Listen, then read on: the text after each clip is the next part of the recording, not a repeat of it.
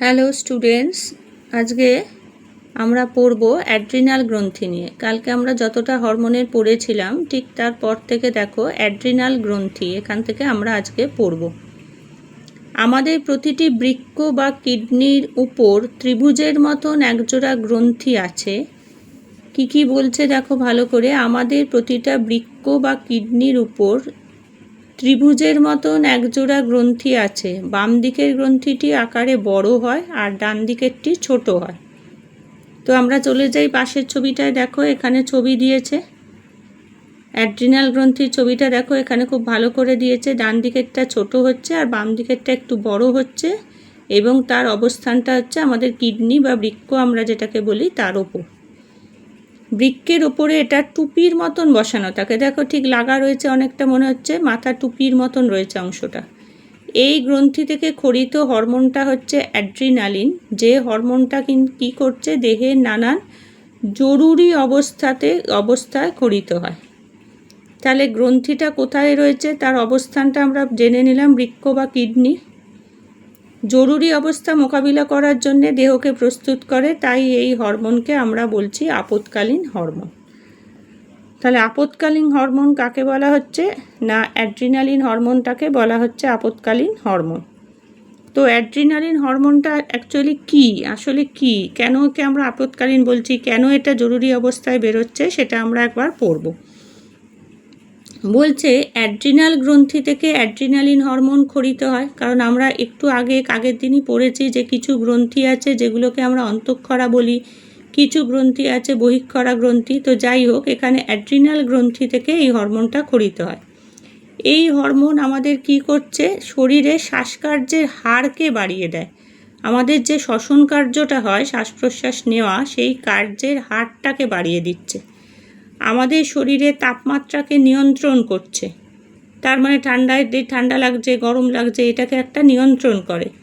আর কি করছে, হৃৎপিণ্ডের সংকোচন ও প্রসারণ ক্ষমতা বাড়ায়। তার মানে আমরা যে হৃৎপিণ্ডটা আমাদের যে চলছে, হৃৎপিণ্ডের যে সংকোচন প্রসারণ সেটাকে বাড়ায়। মূত্র উৎপাদনকে নিয়ন্ত্রণ করে।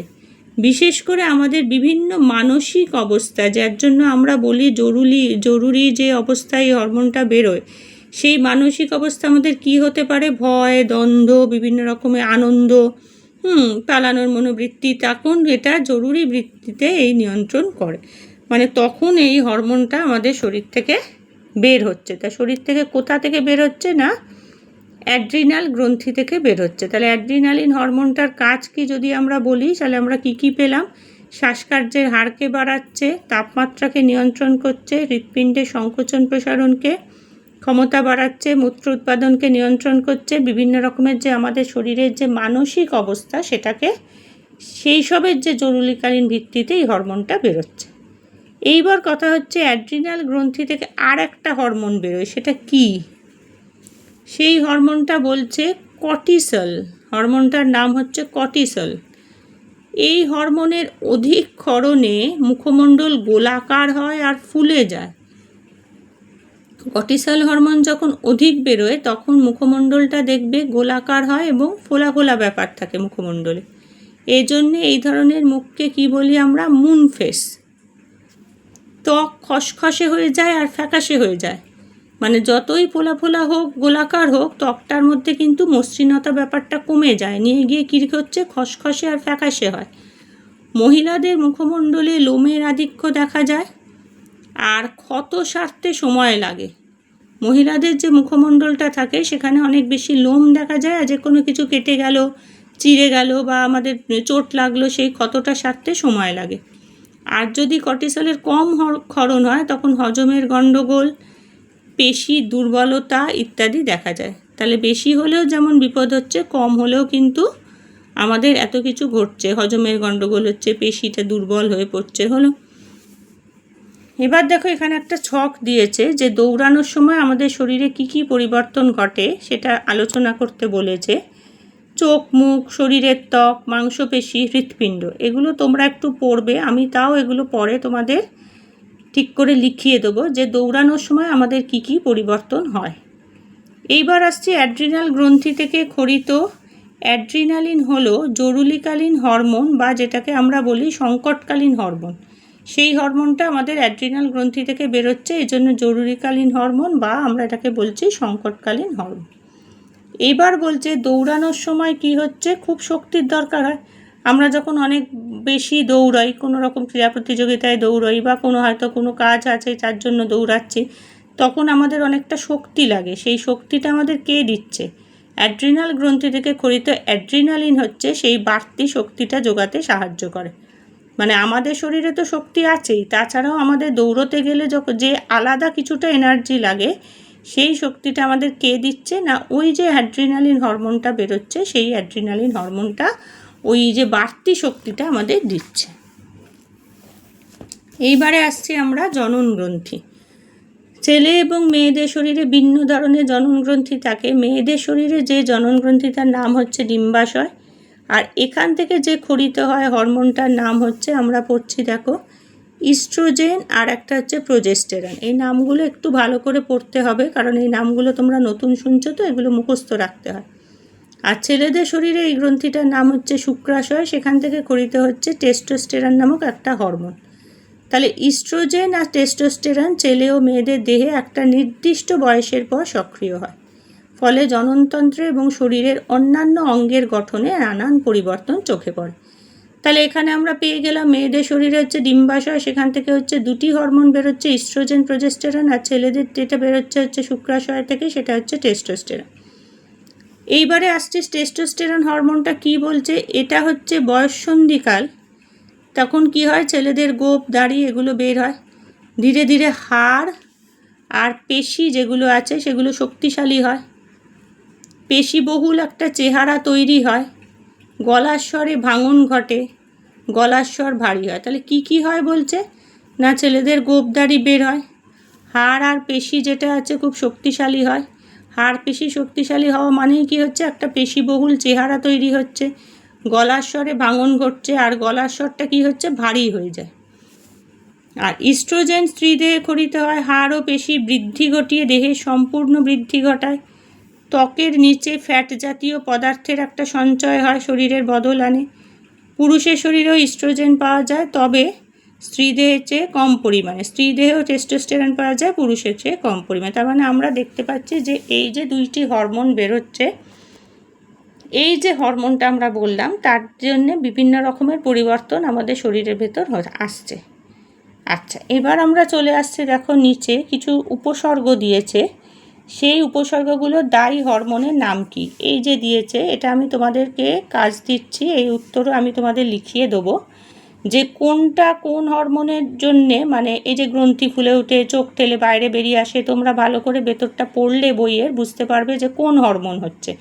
আমি এগুলো পুরো চ্যাপ্টারটা শেষ হয়ে গেলে যেখানে যা ছক আছে, যেখানে যা উত্তর আছে সেগুলো বলে দেবো, তারপর তোমরা সেগুলো লিখে নেবে। মুখমণ্ডল ফুলে গোলাকার হয়ে যায়, ত্বক খসখসে হয়ে যায়, এই আমরা কর্টিসল হরমোন পড়লাম।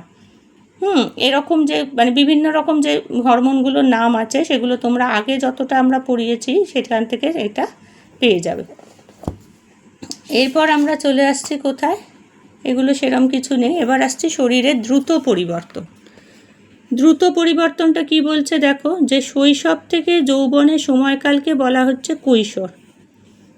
কৈশোরের বয়ঃসন্ধিকালও আমরা বলি কৈশোরটাকে। যাই হোক, WHO যেটাকে আমরা যে সংস্থাটাকে আমরা ওয়ার্ল্ড হেলথ অর্গানাইজেশন বলি, সেই বয়ঃসন্ধিকালটাকে কতটা ধরেছে না 10 থেকে 19 ধরেছে, একটা বয়স ধরেছে। তা এই সময় কি হচ্ছে, শরীর আর মনের একটা দ্রুত পরিবর্তন হচ্ছে।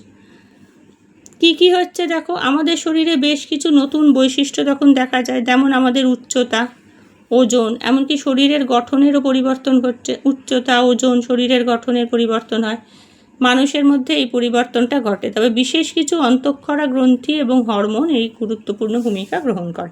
তাহলে যেটা করেছে যে 10 থেকে 19 বছর বয়সটাকে বলেছে যে একটা বয়ঃসন্ধিকাল হিসেবে ধরেছে। তো সেখানে কিছু নতুন বৈশিষ্ট্য দেখা যাচ্ছে, যেমন ধরো উচ্চতা, ওজন, শরীরের গঠন বিভিন্ন জনের বিভিন্ন রকম হয়। তো এখানে বিভিন্ন রকম কাণ্ড মানে কাজ করে, যেগুলো কারণ সেগুলো অন্তঃক্ষরা গ্রন্থি আছে। যাই হোক, সেগুলো কি কি সাহায্য করে আমরা পরে পড়ব। এবার আমরা আসছি বয়ঃসন্ধিতে একটা মনের পরিবর্তন কি হয়। দেখা যাক কি বলছে। বয়ঃসন্ধি পর্বে ছেলেদের শরীরে যেমন নানান পরিবর্তন দেখা যায়, তেমনি মনে পারস্পরিক সম্পর্কেও পরিবর্তন হয়। শরীরের পরিবর্তনটা তো আমরা চোখে দেখতে পাচ্ছি, কেউ উচ্চতায় বাড়ছে, কারোর হয়তো অন্যরকম ওজন বাড়ছে, বিভিন্ন রকমের পরিবর্তন হচ্ছে, কিন্তু মনের যে পরিবর্তন সেটা কিন্তু আমরা দেখতে পাই না। তাই সেটা বলছে যে বয়ঃসন্ধিকালে কিন্তু শরীর এবং মন দুটোই কিন্তু পরিবর্তন হয়। তো এখানে অনেক গল্প বলেছে, তোমরা দেখো। এখানে আমি একটা কিছু পড়ার আছে, আমি এখানটুকু ব্র্যাকেট করে দিই, যে একটা বয়সের পর থেকে আমাদের মুখমণ্ডলের ত্বকের লোমকূপগুলোতে বেশি পরিমাণে সিবাম জমে গেলে কি হয়, ব্রণ হওয়ার সম্ভাবনাটা থাকে। এই বয়সে এই জিনিসটা খুব দেখা যায়, যে যখন আমাদের কি হয়, মুখমণ্ডলের ত্বকের লোমকূপগুলো থাকে, যখন খুব ঘাম হয়, আমাদের অনেকখানে গ্রন্থি আছে, সিবাম সিবেসিয়াস পড়বে, তো সেখানে কি হচ্ছে, বেশি পরিমাণে যদি জমে যায় তখন ব্রণ হওয়ার সম্ভাবনা দেখা যায়। তাহলে আমরা যদি শরীরের ঠিকঠাক যত্ন নিই, তাহলে ব্রণ হলেও কি হবে, তাড়াতাড়ি সেগুলো ভালো হয়ে যাবে। সেটা একটা জিনিস আছে। তো এই রকম বিভিন্ন রকমের শরীরের পরিবর্তন, সাথে সাথে মনের পরিবর্তন, সব কিছুই হয়। এখানে বিভিন্ন রকম কিছু গল্প আকারে বলেছে, তো এত গল্প আমাদের কিছু এখানে পড়ার নেই, যেখানে যেখানে যেরকম পড়ার আমি বলে দিচ্ছি। এই যে দেখো, এখানে কিছু কিছু বলেছে, একটুতেই রেগে যাওয়া, হ্যাঁ, অকারণে কেঁদে ফেলা, এগুলো হচ্ছে মানসিক পরিবর্তন। এগুলো এই বয়ঃসন্ধির সময় দেখা যায়। এগুলো আবার অনেক গল্প বলেছে, এগুলো সেরকম কিছু নেই। আচ্ছা, এখানে একটুখানি জিনিস আমি বলছি, যেটা আবেগ নিয়ন্ত্রণ একটা আছে, এটা তোমরা পড়বে। আবেগ নিয়ন্ত্রণ, বাংলা ভাষায় আবেগ আর অনুভূতি, যেটাকে আমরা ফিলিংস বলি আর ইমোশান বলি, এই দুটো জিনিস আছে, দুটো শব্দ আছে।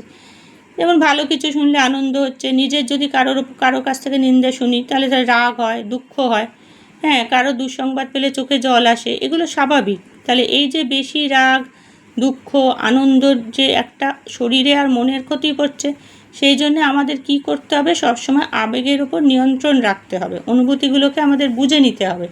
খুব কষ্ট পেলাম, কেঁদে দিলাম, খুব আনন্দ পেলাম, হয়তো খুব উচ্ছৃঙ্খলাপনা, এইসব এত কিছু আমাদের করা যাবে না। আমাদের নিজেদের আবেগকে নিয়ন্ত্রণ করতে হবে। রাগও একটা আবেগের অনুভূতি, আমরা জানি।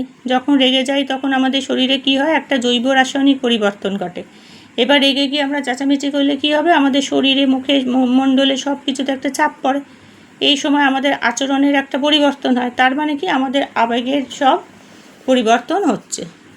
আচ্ছা, এখানে দেখো, এই যে চারটাতে অনেক আবেগ অনুভূতি দিয়েছে, রাগ, ভয়, কান্না, হতাশা, ক্ষোভ, আনন্দ, তৃপ্তি, অভিমান, দুঃখ, এরকম বিভিন্ন রকমের আছে। তো এখানেও অনেক গল্প আছে, আমাদের আর কিছু এখানে পড়ার নেই। এবার আমরা চলে যাচ্ছি বয়ঃসন্ধি এবং জীবন কুশলতার শিক্ষা।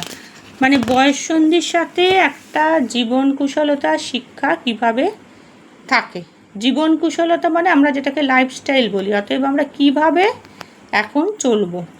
তো দেখা যাক কি বলছে, যে শৈশব থেকে শুরু করে শেষ বয়স পর্যন্ত মানুষের বিকাশ পর্বে বয়ঃসন্ধিকাল হচ্ছে একটা গুরুত্বপূর্ণ পর্ব। এই পর্বের বিশেষত্বই হলো কি, শরীর আর মনের দ্রুত পরিবর্তন, দ্রুত বদলে যাওয়া পরিবেশের সঙ্গে তৈরি বয়ঃসন্ধিকালে টানাপোড়েনের মুখোমুখি হতে হয় সকলকে। কারণ শরীরের পরিবর্তন হয়, মনের পরিবর্তন হয়, এরপর তাকে পরিবেশের সাথে মানাতে হয়, সব মিলেমিশে একটা টানাপোড়েন চলে। কোনো না কোনো সময় আমরা কি হই, একদম দিশেহারা হয়ে যাই, মানিয়ে নিতে পারি না। শরীরের পরিবর্তন, মনের পরিবর্তন, পরিবেশের সাথে মানাতে হচ্ছে। তাই নিজের এবং বাইরের পরিবেশের নানান অনিশ্চয়তা, চাপের মুখোমুখি হয়ে গিয়ে আমরা কি করি, কুশলতা অর্জন করতে হবে, এবং সেটা নিজেকেই করতে হবে। তাহলে নিজেকে তখন কি করতে হবে না, চারপাশের পরিবেশের সঙ্গে আমাকে খাপ খাইয়ে নিয়ে একটা যথার্থ ভালো মানুষ হতে হবে। সেটাই হচ্ছে আমার জীবন কুশলতা শিক্ষা। বাইরের যে পরিবেশ, সে তো সবসময় পাল্টাচ্ছে, তার সাথে আমার শরীর মনের পরিবর্তন হচ্ছে, তাহলে সব কিছু মিলিয়ে একটা খাপ খাইয়ে আমাকে চলতে হবে। বিশ্ব স্বাস্থ্য সংস্থা পরিকল্পিত মোট 10টা কেন্দ্রীয় জীবন কুশলতা শিক্ষার নিয়মিত চর্চা আমাদের নানা চ্যালেঞ্জের মুখোমুখি হওয়া সাহস ওঠায়। আমাদের এই বিশ্ব স্বাস্থ্য যে করেছে আর কি, জীবন কুশলতা নিয়ে বিশ্ব স্বাস্থ্য সংস্থা 10টা বলেছে, যে 10টা আমরা যদি ঠিকঠাক করি তাহলে হয়তো আমরা আমাদের জীবনটাকে ঠিকঠাক চালাতে পারবো। কি কি বলেছে না, বলছে আত্মসচেতনতা, মানে নিজের যে ভালো লাগা খারাপ লাগা থেকে শুরু করে আবেগ অনুভূতিগুলোকে চিনে তার নিয়ন্ত্রণে পারদর্শী। মানে আমার কি ভালো লাগে, আমার কি খারাপ লাগে, সেগুলো আমাকেই বুঝতে হবে, সেগুলো অন্য কেউ বুঝবে না, সেগুলো বুঝে আমার আবেগকে চালাতে হবে। বিশ্লেষণধর্মী চিন্তা, জীবনের নানান সমস্যার মুখোমুখি হয়ে চিন্তা ভাবনা করে সমস্যার মোকাবিলা করা। বিভিন্ন রকমের সমস্যা আসে, সেই সমস্যাগুলোকে আমাকে পালিয়ে গেলে হবে না, মোকাবিলা করতে হবে, বিশ্লেষণ করতে হবে যে কী সমস্যা। সিদ্ধান্ত নেওয়া, এলোমেলো চিন্তাগুলোকে সুবিন্যস্ত করে আমার সিদ্ধান্তটা আমাকেই নিতে হবে, নিতে কি পারছি আমি সিদ্ধান্তটা, সেটা দেখতে হবে। সমস্যা দূর করা, সমস্যাটাকে চেনো যে কী সমস্যা আমার কাছে, তার নানান রকম উপায় বিচার করো, তারপর সেটা সমাধান নিয়ে মাথা কাটাও। সৃজনশীল চিন্তা, কিছু কিছু ধরো শুধু পড়াশোনা না, তার সাথে গান, নাচ, আঁকা, সাঁতার কাটা, বিভিন্ন রকমের খেলাধুলা করতে হবে, সৃজনশীল কাজ। পারস্পরিক সংযোগ স্থাপন, অন্যের কথা ধৈর্য ধরে শোনার অভ্যাস, শুনলামই না তার আগে বলে গেলাম, এরকম না, কি বলবো সেটা গুরুত্বপূর্ণ, কিভাবে বলবো। পারস্পরিক সম্পর্ক, পরিবারের আত্মীয় স্বজন, বন্ধু, অন্যান্য মানুষজনের সঙ্গে একটা সুসম্পর্ক করো, সবার সাথে একটা সম্পর্ক রাখো। সমানুভূতি, অন্যের সমস্যার সঙ্গে নিজেকে সামিল করে তার অনুভূতিগুলিকে বোঝো, শুধু আমার সমস্যা, আমার সমাধান, আমার প্রবলেম না, অন্যের কি সমস্যা আছে সেগুলোকেও আমাকে জানতে হবে। মানসিক চাপ নিয়ন্ত্রণ, মনের ওপর তৈরি হওয়া চাপগুলোকে চিনে নিয়ে তাকে কমাও। আর কি, আবেগ নিয়ন্ত্রণ, সবসময় এই জিনিসটা আমাদের মনে রাখতে হবে, আমাদের অনুভূতি আবেগকে আমাদেরই নিয়ন্ত্রণে রাখতে হবে। তাহলে বয়ঃসন্ধিকালে যদি আমরা এই যে 10টা নিয়ম হু করেছে মেনে চলতে পারি, তাহলে আমরা একজন যথার্থ ভালো মানুষ হয়ে উঠব। তাহলে আজকে আমাদের হরমোন চ্যাপ্টারটা পুরো শেষ হলো। এবার আমি এই হরমোন চ্যাপ্টারের ওপর তোমাদের পরের দিন কিছু কিছু প্রশ্ন উত্তর লিখিয়ে দেবো, তোমরা এগুলো লিখে নেবে, যা যা প্রশ্ন উত্তর আছে, আর বইয়ের মধ্যে যে কিছু কিছু ছক আছে যার উত্তর লিখে দিতে হবে ওগুলো বলে দেবো, আর কিছু প্রশ্ন উত্তর তোমাদের দিয়ে দেবো হরমোনের, সেগুলো তোমরা লিখে নেবে। আর বইটা যতটুকুনি পড়ালাম খুব ভালো করে পড়বে, তাহলেই দেখবে বইটা বুঝতে পারবে। তাহলে এর পরের দিন আমরা কোশ্চেন আনসার নিয়ে আলোচনা করব। আজ তাহলে এইটুকুনি।